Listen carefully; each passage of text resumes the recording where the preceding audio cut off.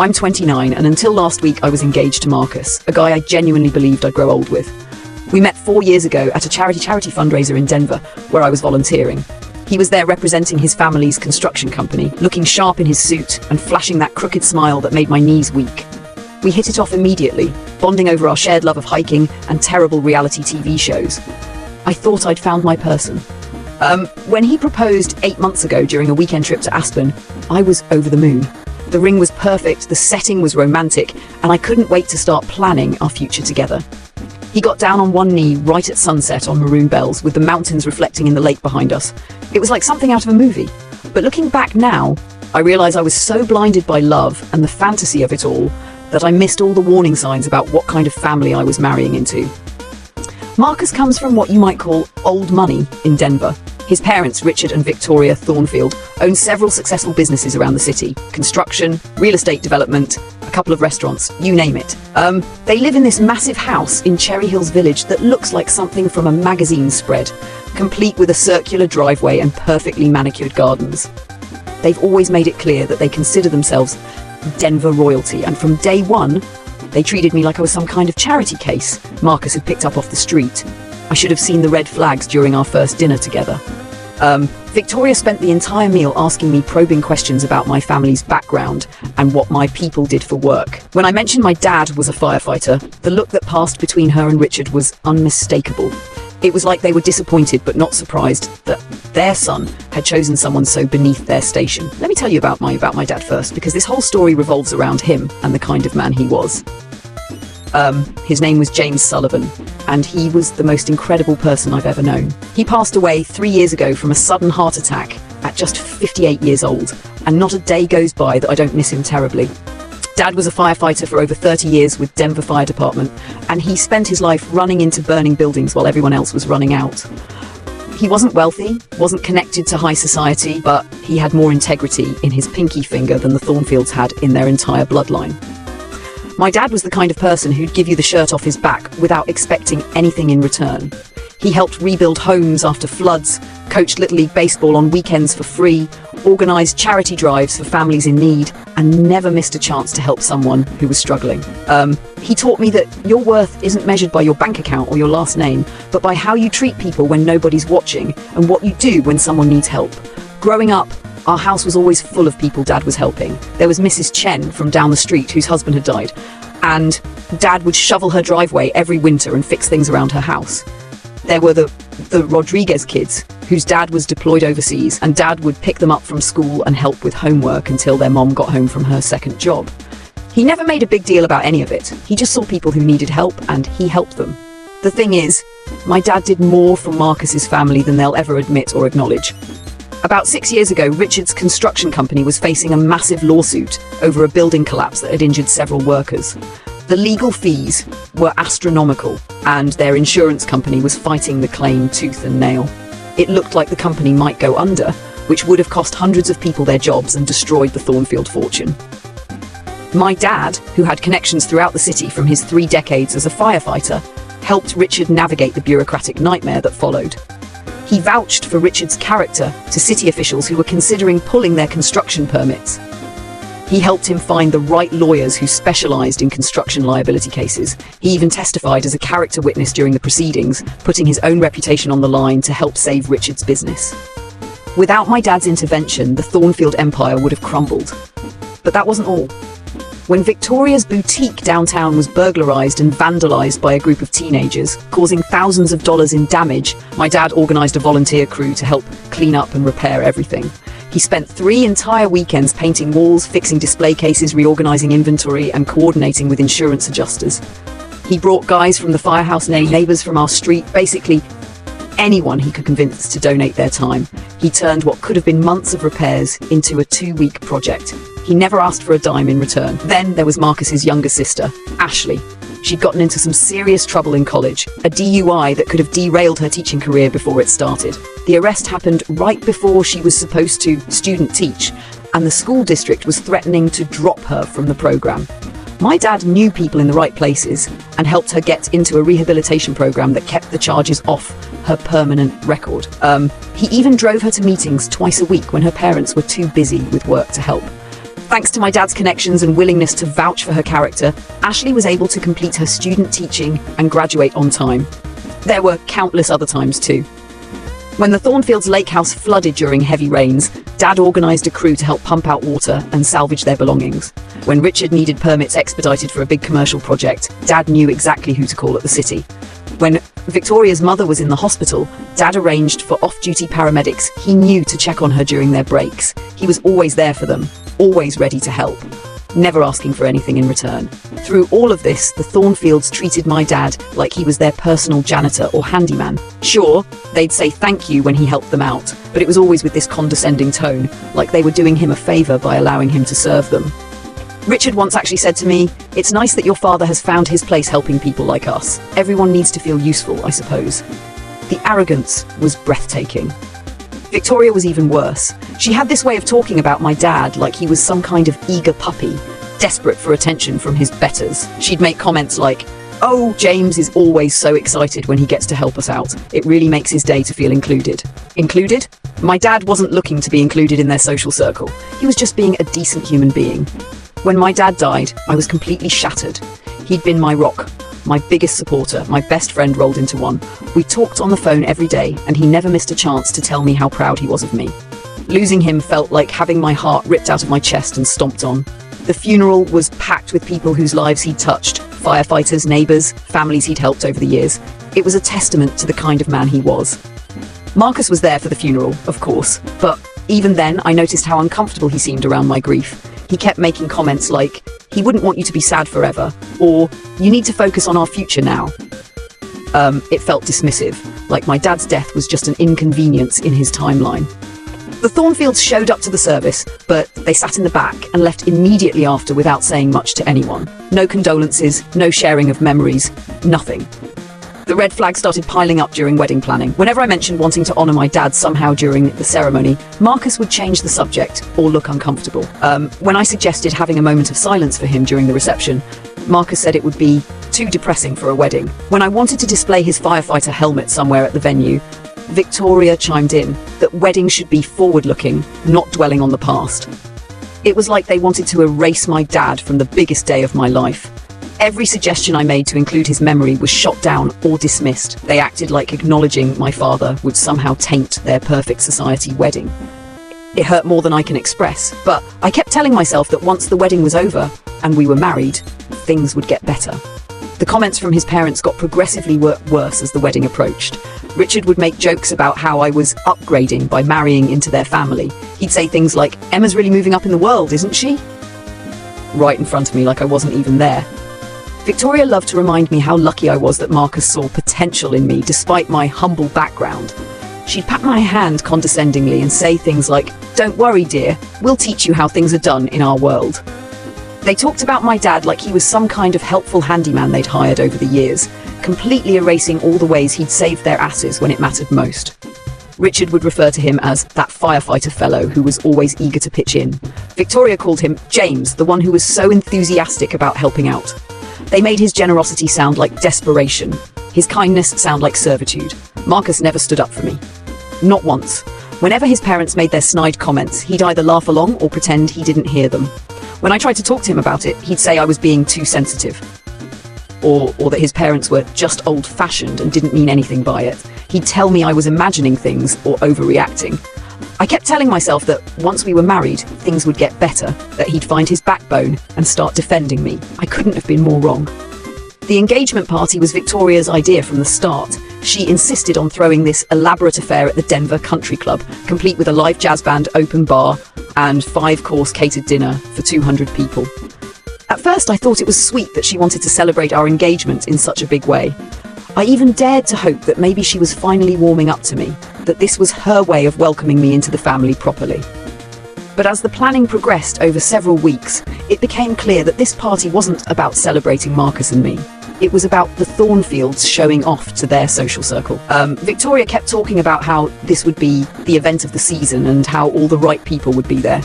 She spent weeks coordinating with society photographers and making sure the guest list included every important name in Denver's social and business scene. I tried to have input on the planning, suggesting maybe a more casual outdoor venue or a smaller, more intimate gathering with close friends and family. But Victoria shut me down at every turn with her fake sweet smile. "Dear, you just don't understand how these things work," she'd say. "This needs to be done properly." When I suggested including some of my dad's firefighter buddies who had become like family to me, she actually wrinkled her nose in disgust and said, "Dear, we need to maintain a certain atmosphere. I'm sure you understand." When I asked about having input on the menu, she patted my hand condescendingly and said, "Don't worry about the details, sweetheart. We know what we're doing, you just focus on looking pretty." It was like being patted on the head by someone who thought I was too stupid to have opinions about my own engagement party. The guest list was another slap in the face. Out of 200 people, maybe 30 were my friends and family. The rest were Thornfield business associates, country club friends, and social climbers looking to network. My mom, who'd driven up from Colorado Springs, felt so out of place that she asked me 3 times if she could leave early. My childhood friends felt like they were crashing someone else's party. It felt more like a corporate networking event than an engagement celebration. Marcus just shrugged when I complained about any of this. "They're paying for it, so they get to decide how it goes," he'd say. "Just smile and get through it. It's one night." One night that was supposed to be about celebrating our love and future together, but instead felt like a showcase for his family's wealth and connections. The night of the party arrived, and I knew I was in trouble the moment I walked into the country club. The decorations were over-the-top elegant. Crystal chandeliers, white roses and orchids everywhere, gold accents on everything, ice sculptures, the works. It looked like something out of Architectural Digest, which I guess was the point. Victoria was holding court near the entrance in a designer gown that probably cost more than my car, greeting guests like she was the Queen of Denver, receiving her subjects. Richard was working the room like a politician, shaking hands and slapping backs, making business deals disguised as social conversation. I could hear him telling people about his latest construction projects and real estate developments. Everything was about business and status and showing off their wealth. I felt completely out of place in my black cocktail dress, which suddenly seemed too simple compared to the designer gowns the other women were wearing. I'd bought it at Nordstrom and thought it was lovely, but standing in that room full of couture dresses and jewelry that could probably pay off student loans, I felt like a fraud. My mom, bless her heart, looked even more uncomfortable than I felt in her Sunday best dress. She kept adjusting her pearl necklace that had been my grandmother's and asking if we could leave early. The evening started off with cocktail hour, where I tried to mingle and make conversation with Marcus's parents' friends. Most of Victoria's social circle looked through me like I wasn't even there. When they did acknowledge me, it was with these fake smiles and questions, clearly designed to put me in my place. "So what do your parents do, dear? Where did you go to school? What's your family's background?" Each question felt like a test I was destined to fail. The few times someone did engage me in actual conversation, it was to ask what my people did for a living, and I could see their interest evaporate the moment I mentioned my dad had been a firefighter. One woman actually said, "Oh, how noble," in a tone that suggested it was anything but. Another asked if I was planning to continue working after marriage, like the idea of a woman having a career was some quaint hobby I'd eventually outgrow. Dinner was served at perfectly set tables, with more forks and spoons than any human could possibly need.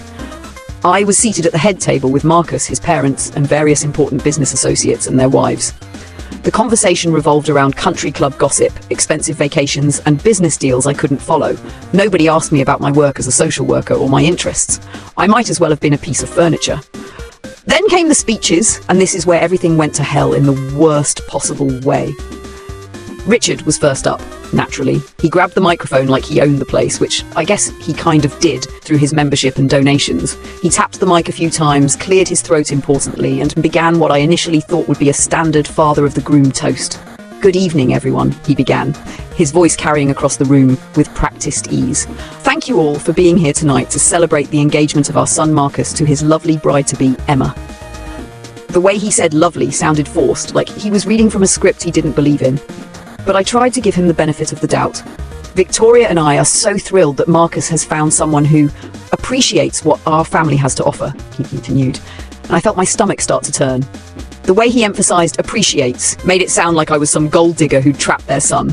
You know, when Marcus first told us about Emma, we weren't quite sure what to think. She came from such a different world than ours, different values, different background, different expectations. He paused for effect, letting his words sink in around the room. But we've learned that sometimes you have to look beyond someone's humble origins to see their potential. My cheeks burned with embarrassment and anger.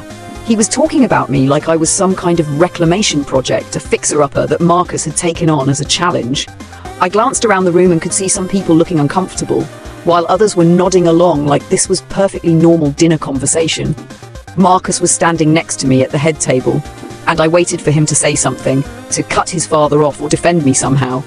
But he just smiled and nodded like his father was giving some heartwarming toast about young love.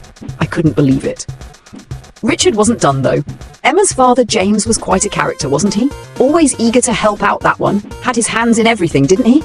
Always showing up where he wasn't necessarily needed or invited, but I suppose that's just how some people are raised.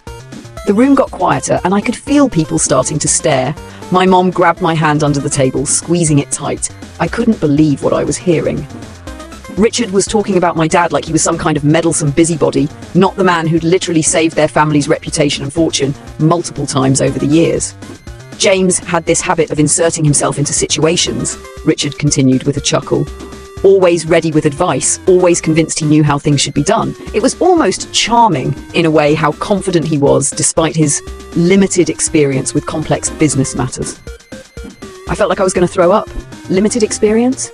My dad had helped them navigate legal troubles that could have destroyed their company. He'd organized repair crews that saved them thousands of dollars. He'd used his connections throughout the city to help them in ways they could never have managed on their own.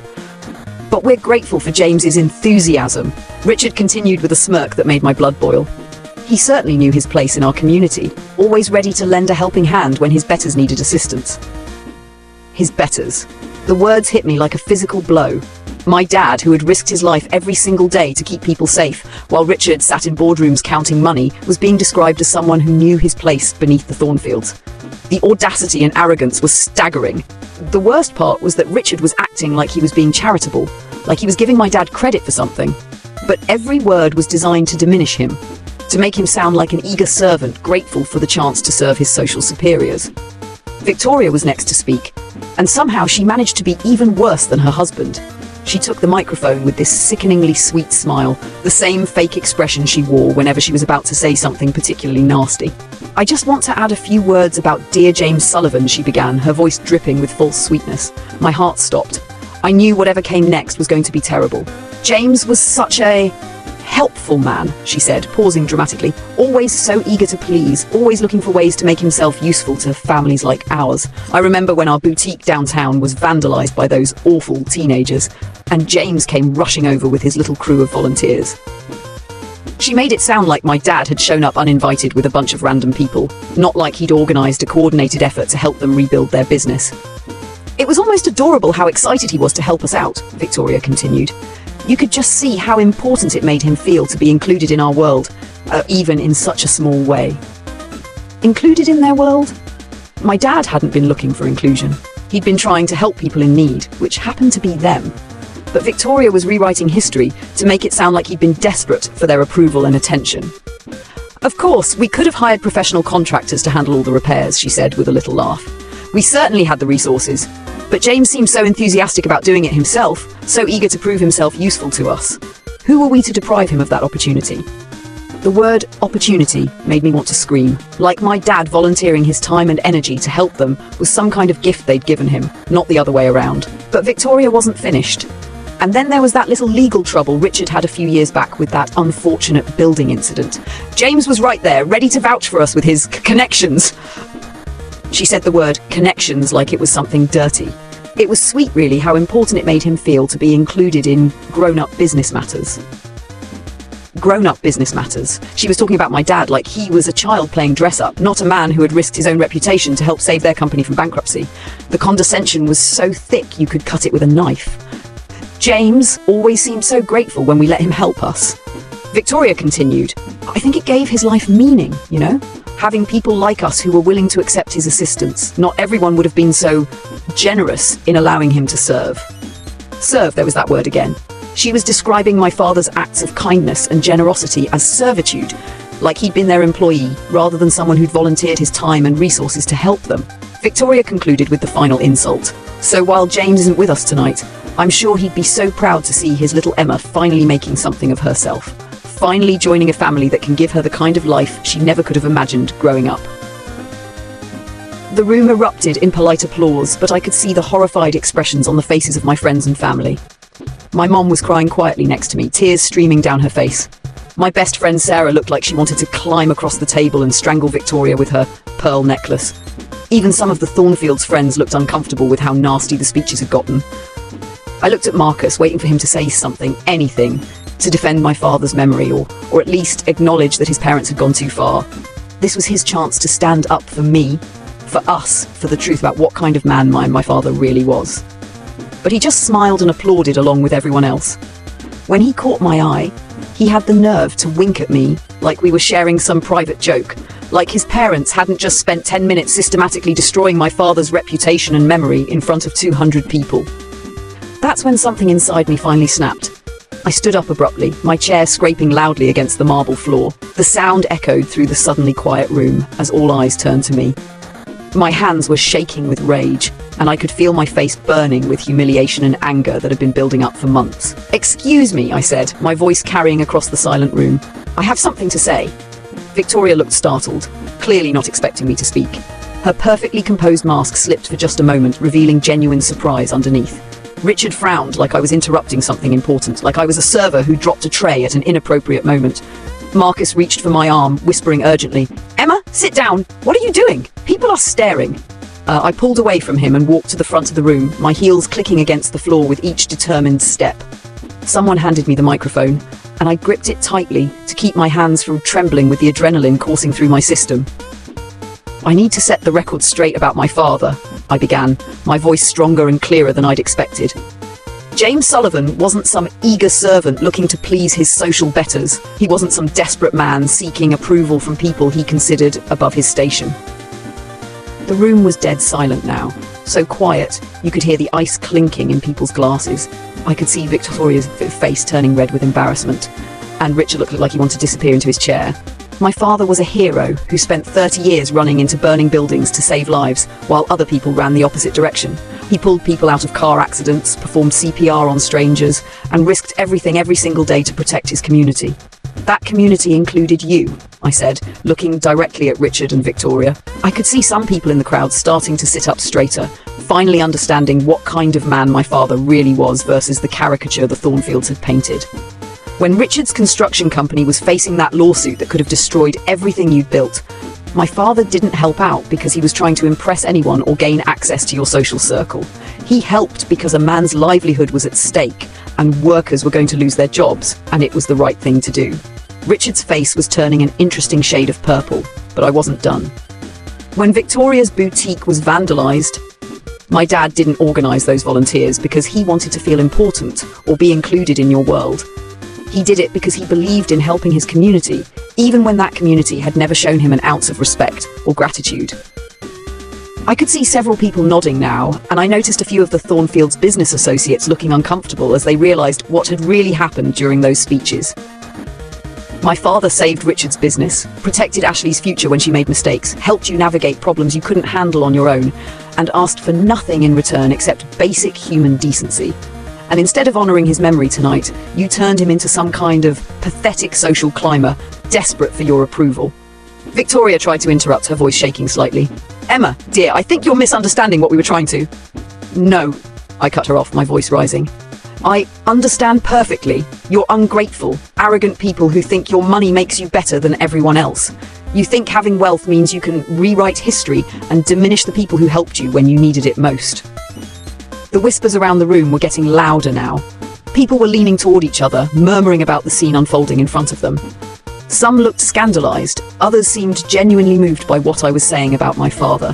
"Well, let me tell you something about my father that you conveniently forgot to mention in your speeches," I continued, my voice steady despite the tears I could feel threatening. "He was worth 10 of all of you combined. He had more integrity in his pinky finger than this entire family has managed to scrape together in generations."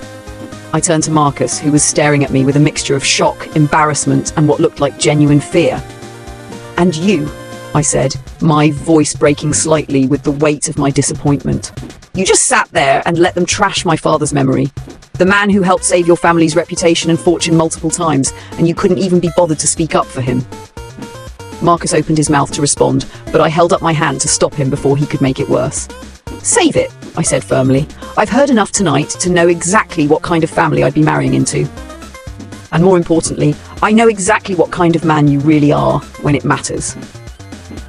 I pulled off my engagement ring, the beautiful princess-cut diamond that had seemed so perfect 8 months ago in Aspen, and set it on the table in front of him with a sharp clink that seemed to echo through the silent room. The diamond caught the light from the chandeliers, sparkling brilliantly against the white tablecloth. "This engagement is over," I announced to the room, my voice carrying to every corner of the space. "I won't marry into a family that has no respect for the man who helped make their success possible. I won't tie myself to people who think their money gives them the right to rewrite history and diminish the memory of a genuine hero." The room erupted in gasps, whispers, and the sound of chairs scraping as people turned to get a better view of the drama unfolding. Victoria looked like she was about to faint, one hand pressed to her chest in shock. Richard's face was now completely purple with rage and embarrassment. Several people had their phones out, probably recording or texting about the spectacle. Marcus just stared at me like he couldn't believe what was happening, like he'd never considered that there might be consequences for letting his family treat me like garbage for months. "Emma, wait," he said, finally finding his voice. You're overreacting. They didn't mean anything by it. It's just how they talk. You know they didn't mean any harm." "They didn't mean anything by it?" I repeated incredulously, my voice rising. "Marcus, they called my father a servant. They made him sound like some kind of social climbing sycophant who was grateful for the opportunity to serve his betters. How is that not meaning anything by it?" "You're being too sensitive," he said. And I realized that phrase perfectly summed up our entire relationship. Every time his family insulted me, every time they made me feel small and worthless, every time they dismissed my feelings or concerns, he'd tell me I was being too sensitive. "No," I said firmly, my voice carrying across the now silent room. "I'm being exactly sensitive enough. My father deserved better than this, and so do I." I handed the microphone back to the stunned band leader and started walking toward the exit. My mom and my friends quickly gathered their purses and followed me out, their heels clicking against the marble floor. Behind us, I could hear the buzz of shocked conversations starting up again as people began processing what they just witnessed. As we reached the door, I heard Marcus calling my name desperately, but I didn't turn around. I'd said everything I needed to say, and I was done with all of them. The next morning felt like waking up from a nightmare, except the nightmare was real and I had to figure out how to deal with the aftermath. My phone was completely blown up with messages, dozens from Marcus, ranging from angry to apologetic to desperate. A few nasty ones from Richard and Victoria trying to gaslight me into thinking I'd overreacted to their harmless jokes. And surprisingly, several supportive messages from people who'd been at the party. The message that really got to me was from Ashley, Marcus's sister. She'd sent a long text around 3 a.m. apologizing for her parents' behavior, admitting that she'd always felt guilty about how dismissive and condescending they'd been toward my father over the years. She said she'd tried to talk to them about it before, but they'd always brushed her off or told her she was being too sensitive. Apparently, that was their go-to response for anyone who called them out. "Your dad saved my life and my career," she wrote. "I never properly thanked him, and now I never can. What my parents said tonight was disgusting, and you were right to call them out. I'm ashamed to be related to them." That message meant more to me than all of Marcus's desperate apologies combined. It confirmed that I wasn't crazy, that the Thornfields really were as awful as I thought they were, and that even their own daughter could see how toxic they'd become. Marcus showed up at my apartment that evening, looking like he hadn't slept in days.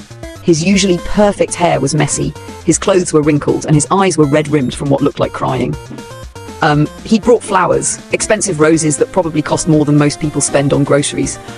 But they felt like an insult after everything that had happened. He begged me to reconsider, promising that he'd make his parents apologize, that things would be different, that he'd stand up for me in the future.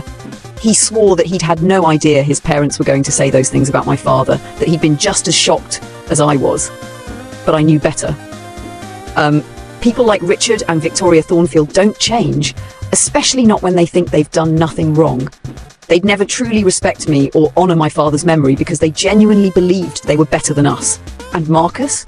He'd already shown me exactly who he was by staying silent while they trashed the man who'd helped save his family. "I can't do this, Marcus," I told him, standing firm in my doorway while he pleaded from the hallway. "Last night showed me everything I needed to know about your family and about you. You had multiple chances to stand up for my father and for me, and every single time, you chose to protect your parents instead." He tried to argue, to promise that things would be different, that he'd grown a backbone overnight and would suddenly become the man I needed him to be. But I'd already made up my mind. I deserved someone who would defend me and respect my family, not someone who'd sit quietly while his parents humiliated me in front of 200 people. But the story doesn't end there, because I discovered something a few days later that made me even more grateful. I'd ended things when I did. I was going through some of my dad's old belongings that I kept in a special memory box in my bedroom closet. His firefighter badge, some photos from his years with the department, a watch the fire station had given him for 25 years of service, and most importantly, his St. Florian medal. St. Florian is the patron saint of firefighters, and my dad had worn that small silver pendant every single day for over 2 decades. It had been blessed by the department chaplain and had somehow made it through every dangerous call, every emergency, every close call my dad had faced. When he died, that medal became one of my most precious possessions. It represented everything he stood for: courage, service, sacrifice, putting others before yourself, even when it's dangerous. I kept it in the memory box because it was too painful to wear, but I take it out sometimes when I missed him terribly and needed to feel connected to his memory. But when I opened the box that afternoon, the medal was gone. At first, I thought I must have misplaced it or moved it somewhere else during one of my grief episodes. I tore apart my entire apartment, searching through every drawer, every jewelry box, every possible hiding place. But it was nowhere to be found, and a horrible realization was starting to dawn on me. Marcus had been in my apartment just 3 days earlier when he came to beg for forgiveness. He'd asked to use the bathroom, but I'd left him alone in my bedroom for several minutes while I went to make coffee and try to process what he was saying. That would have been plenty of time for him to go through my things. My hands were shaking as I called him. "Marcus, did you take my father's St. Florian medal from my memory box?" There was a long, telling pause before he answered, and I knew immediately that my suspicions were correct. "Emma, I can explain," he said, which was basically a confession. "So, you did take it," I said, my voice shaking with a rage that was somehow even more intense than what I'd felt at